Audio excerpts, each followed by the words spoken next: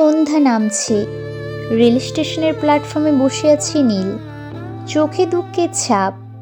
আজই সে চাকরির ইন্টারভিউতে ব্যর্থ হয়েছে। নীল মনে মনে ভাবছে, আমি কি সত্যিই কিছু করতে পারবো, নাকি আমার জীবন এখানেই থেমে যাবে। তখন পাশের বেঞ্চে বসে থাকা এক বয়স্ক লোক তার দিকে তাকিয়ে বললেন, কি রে বাবা, এত মন খারাপ কেন? নীল প্রথমে কিছু না বললেও পরে একটু হেসে বলল, সব চেষ্টা করি, তবুও বারবার হারি। জীবন যেন আমাকে চাইছেই না।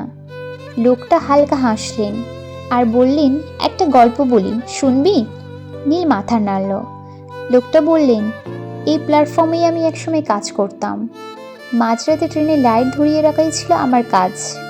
সবাই আমাকে অপ্রয়োজনীয় বলতো। আমি ভেবেছিলাম জীবনে আমার কোনো মূল্য নেই। একদিন প্রচণ্ড ঝড় হচ্ছিল।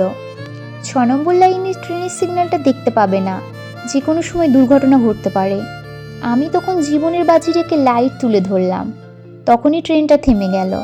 300 মানুষের জীবন তখন বেঁচে গিয়েছিল। সেদিনই বুঝলাম, নিজেকে ছোট ভাবলে জীবনও তোমাকে ছোট বানিয়ে দেবে, কিন্তু তুমি যদি নিজের মূল্য বোঝো, তাহলে পৃথিবীও তা মানতে বাধ্য হবে। নীল স্তব্ধ হয়ে শুনছিল।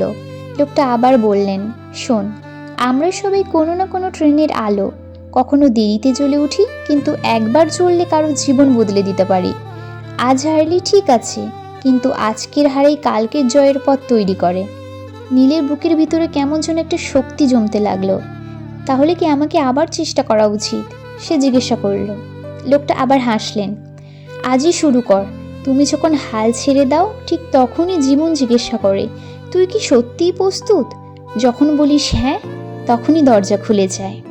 ট্রেন ঢুকলো স্টেশনে। মানুষজন ছুটতে লাগলো। নীলও উঠে দাঁড়ালো। বৃদ্ধ লোককে ধন্যবাদ জানাতে ঘুরে তাকালো, কিন্তু আশ্চর্য, লোকটা ছিলই না, যেন হাওয়ার মতো মিলিয়ে গেছে।